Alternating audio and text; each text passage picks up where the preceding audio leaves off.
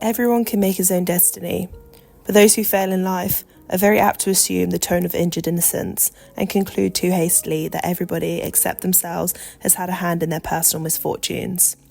Those are the words from Victorian self-help influencer Samuel Smiles, whose book, Self-Help, shall be the topic of today's discussion. Self-Help was a groundbreaking Victorian-era bestseller, shifting over 250,000 copies worldwide and translated into many languages.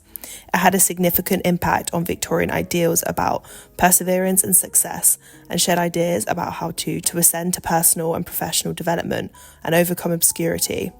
It pulled wisdom from classical and religious literature, as well as biographical information from some of the world's most prominent public figures. The use of biographies being viewed as almost equivalent to gospels because they taught noble living, high thinking, and energetic action. Despite being a global superpower, Victorian Britain had a healthy appetite for self-help. The working class population was by far the largest and were never far from disease, poverty, and injury. There was a social ladder, but perhaps it was more of a steep and treacherous mountainside than a smooth escalator. It was a difficult climb with more snakes than ladders, and so stories of those who made it from rags to riches shone beacons of hope for the Victorian everyman. Smile was big on rejecting victimhood, believing strongly in personal responsibility. He said that those who constantly lament on their ill luck are only reaping the consequences of their own neglect, mismanagement, providence, or want of application. He agreed with the Russian proverb that misfortune was next door to stupidity, as men or merit were never neglected, and fortune is invariably on the side of the industrious. 1859 was a big year for Victorian non-fiction, with Samuel Smiles' Self-Help with illustrations of character and conduct landing in the same year as Charles Darwin's Origins of Species. The Origins of Species changed everything, turning ideas about faith, the afterlife, and morality on their head. Whilst you've likely have heard of the latter, the fact that both are described as influential as the other helps to illustrate just how important this book was in shaping Victorian hearts and minds. These works posed contrasting questions for the perspective of Victorian morality. Whereas Darwin focused on society, and therefore collective responsibility, Smiles valued Christian values, but emphasised personal accountability and the capabilities of the individual. This book is organised as a compendium of the journey of famous men, with a smattering of stories of 12 women woven in. These mini-biographies are sustained by internal coherence, according to Peter Cinema, who wrote the introduction to the World Classic edition of the book, and follow each person through their early years, adversities, perseverances, and then finish on their successes. Most of the men coveted have gone through an act of separation, only edging towards success once they've been released from the responsibilities of their family, either through death, illness, or the harsh reality of living in abject poverty. These events provide a passageway to transcend, a point of segmentation between each generation. One take of this is that, in order to help yourself, you must minimize cross-generational ties, and that these implicit responsibilities towards children or parents will not lead to one using their merits to their fullest potential. This struggle is seemingly implicit, or a prerequisite to self-help. For the young, self-help enriches a person's professional performance, whereas for the old, self-help engages an individual in life-prolonging activities. The old, who have effectively employed self-help throughout their lives, should allow their younger counterparts the space to develop themselves personally and professionally. For Smiles, the space for an individual's will to function freely is paramount, because it is will, the force of purpose, that enables a man to do or be whatever he sets his mind on being or doing. Embedded within this view was that assistance or charity was not the way to help the needy, as this has an enabling effect, making the recipient comparatively helpless. It takes away from the need for those to do the work for themselves, and that we should help people to help themselves. There is no power of law that can make an idle man industrious, the thriftless provident, or the drunken sober.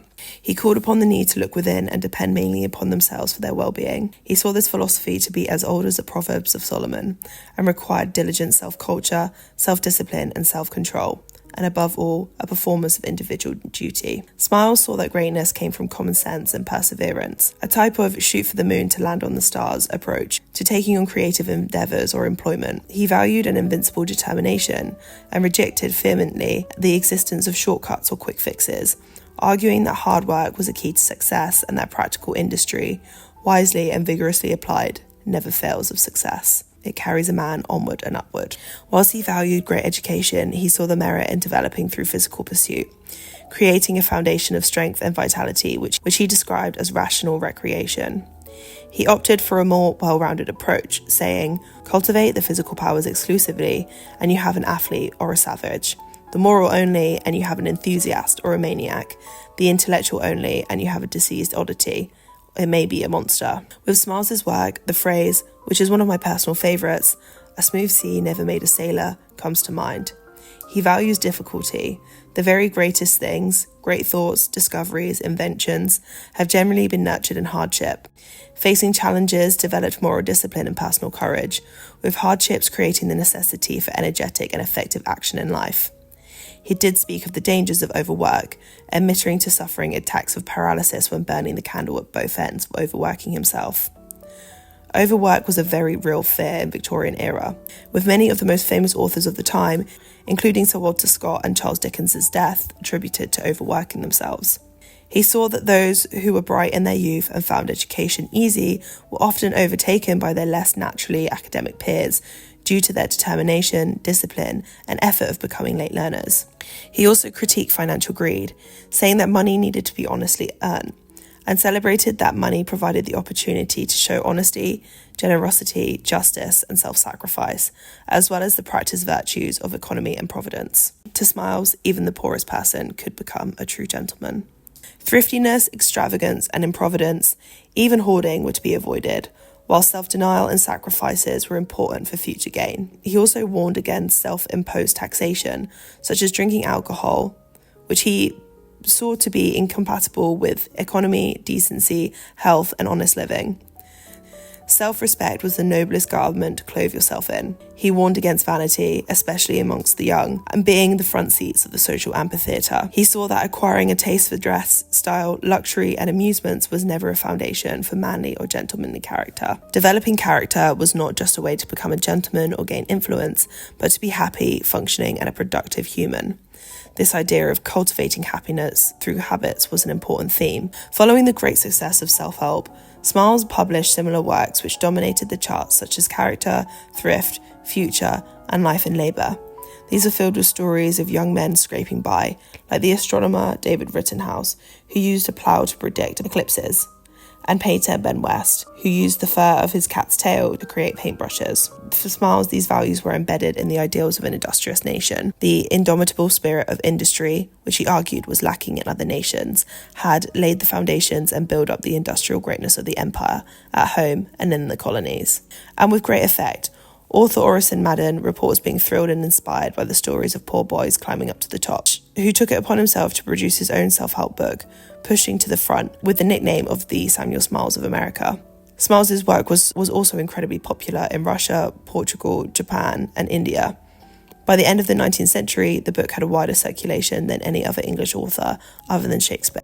And that seems like a good place to stop. I hope you enjoyed today's episode. If you liked it, give us a like and subscribe for more. I bring out new episodes every Tuesday. Goodbye.